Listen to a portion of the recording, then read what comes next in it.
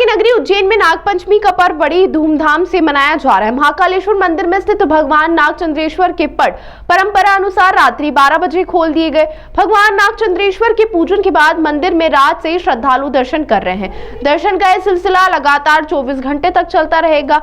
नागचंद्रेश्वर के साथ ही बाबा महाकाल के दर्शन को भी भक्तों की भीड़ उमड़ रही है।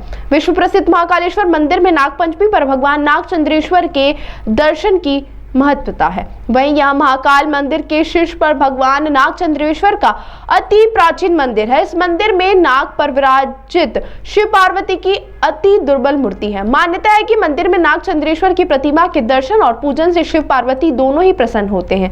साथ ही सर्पभय से भी मुक्ति मिलती है। नागपंचमी पर नाग को दूध पिलाने की भी परंपरा है, इसलिए श्रद्धालु यहाँ नाग की प्रतिमा पर दूध चढ़ा रहे हैं। उज्जैन का नागचंद्रेश्वर मंदिर में स्थित मूर्ति 11वीं शताब्दी की परंपरा काल की है। नागचंद्रेश्वर मंदिर में स्थापित प्रतिमा में शेषनाग की शैया पर भगवान शिव तथा पार्वती के साथ भगवान गणेश और कार्तिक भी विराजित है। बताया जाता है कि यह प्रतिमा नेपाल से लाई गई थी। भगवान नागचंद्रेश्वर के दर्शन के लिए प्रशासन ने माकुल इंतजाम किए हैं। सुरक्षा के साथ ही श्रद्धालुओं की सुविधा के लिए बैरिकेड लगाए गए ताकि दर्शन आसानी से हो सके। सीसीटीवी और ड्रोन कैमरे की मदद से नजर रखी जा रही है। भगवान महाकाल के दरबार में स्थित नागचंद्रेश्वर का मंदिर वर्ष में केवल एक बार ही खुलता है, इसीलिए नागपंचमी पर खुलने वाले इस मंदिर में दर्शन के लिए श्रद्धालु एक दिन पहले से ही कतार में लग जाते हैं। नागचंद्रेश्वर भगवान की जय। नागचंद्रेश्वर भगवान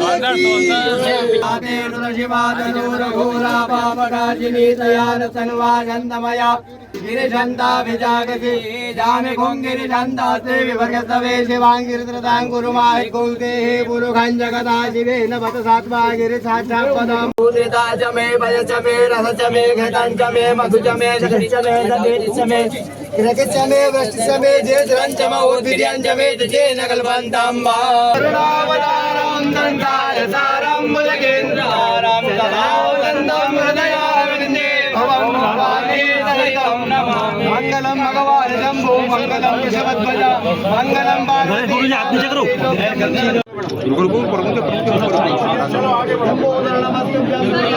पंचमी की ये हम सबके लिए सौभाग्य की बात है कि पूरे देश में इस मालवा की भूमि पर नागचंद्रेश्वर भगवान के वर्ष में एक बार दर्शन होना है।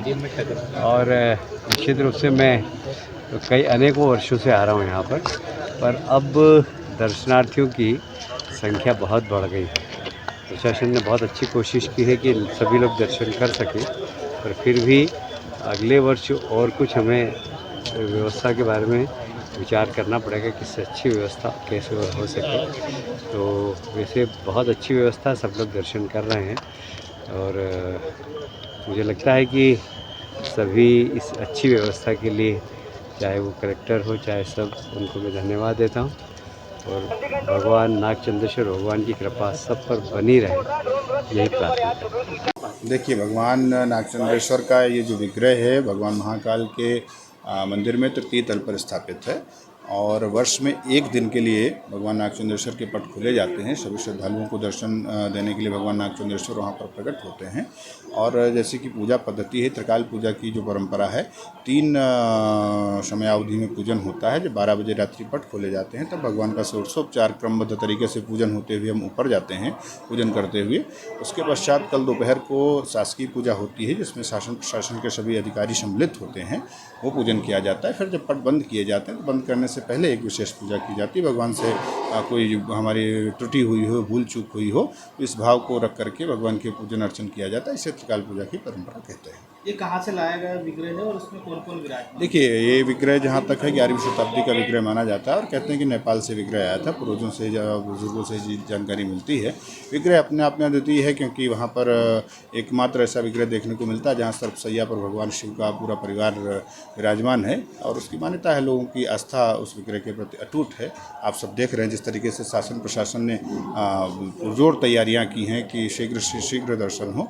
तो चूँकि संख्या श्रद्धालुओं की इतनी अधिक आती है, इतने अधिक श्रद्धालु आते हैं, तो उन सब चीज़ों को देखते हुए साल में एक बार ही क्यों दर्शन कर पाते हैं? चूँकि वहाँ भगवान समाधिस्थ अवस्था में बैठे हुए हैं। आप देखेंगे वहाँ पर जो भगवान का स्वरूप है वो समाधिस्थ अवस्था का स्वरूप है। अकेले वहाँ पर भगवान शिव बैठे हुए हैं। तो कुछ दिनों के लिए वो अपने गढ़ों, आंतरिक जो उनके गढ़ हैं वो वहीं उन्हीं के पास रहते हैं। भगवान समाधि में रहते हैं। एक दिन के लिए आशीर्वाद देने के लिए शिव भक्तों को प्रकट होते हैं। मूर्तियाँ भी स्थापित है उनके नीचे जो पट खुले जाते हैं, वो एक पारंपरिक पूजा है। जैसे हम जब पहला द्वार खोलते हैं तो नारियल तोड़ते हैं, और हमारे यहाँ जो वैदिक मंत्र हैं, किसी भी कार्य के प्रारंभ में स्वस्तिक वाचन इत्यादि के जो मंत्र होते हैं उनसे हम प्रारंभ करते हैं। और सर्वप्रथम भगवान गणेश का विग्रह है, भगवान गणेश का पूजन होता है। फिर ऊपर हम जाते हैं, भगवान विष्णु का विग्रह है, उनका पूजन होता है। फिर एक सांब सदाशिव का विग्रह है, उनका पूजन होता है। गजलक्ष्मी का पूजन होता है।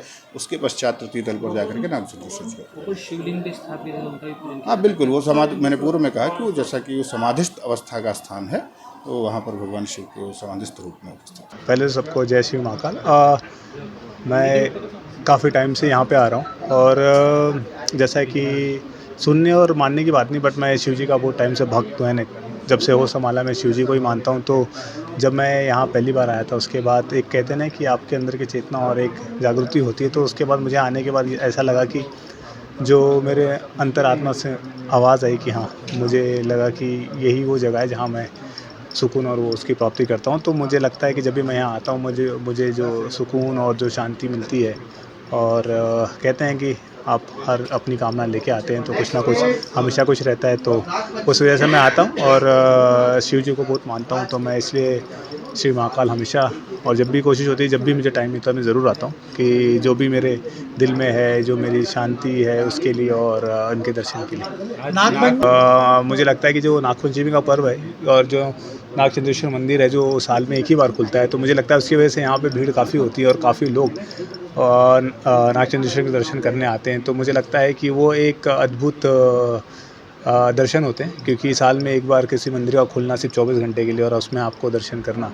यानी एक आपके मन की शांति, और एक कहते हैं कि एक आपकी इच्छा प्राप्ति की तरफ आप बढ़ते हैं, और अपने आप को ये सोचते हैं कि हम अपनी जो हमारी जो प्राचीन स्थिति है अभी चले आ रही है, हम उसके जानने के बारे में हमें पता चलता है। और आपके इतने कहते हैं ना कि पुराने मंदिर हैं जिनके बारे में हम लोगों को पता नहीं था। मुझे लगता है कि नागचंद्रेश्वर के बारे में भी आप लोगों के द्वारा और ये सोशल मीडिया के द्वारा ही लोगों को पता चला, और उसके बाद यहाँ पे जिस तरह की भीड़ उमड़ी है, उमड़ते जा रही है अब। तो मुझे लगता है कि वो सब है, और ऊपर से बाबा का आशीर्वाद भी है। जो लोग यहाँ आए हैं वो कभी खाली हाथ नहीं गए। तो मुझे लगता है कि वो हर किसी की बात सुनते हैं और आपकी मनोकामना पूर्ण करते हैं। तो मुझे लगता है नागपंचमी का दिन बहुत ही महत्वपूर्ण होता है। इसलिए सारे लोग आते हैं और सब चाहते हैं कि नागचंद्रेश्वर के दर्शन हो।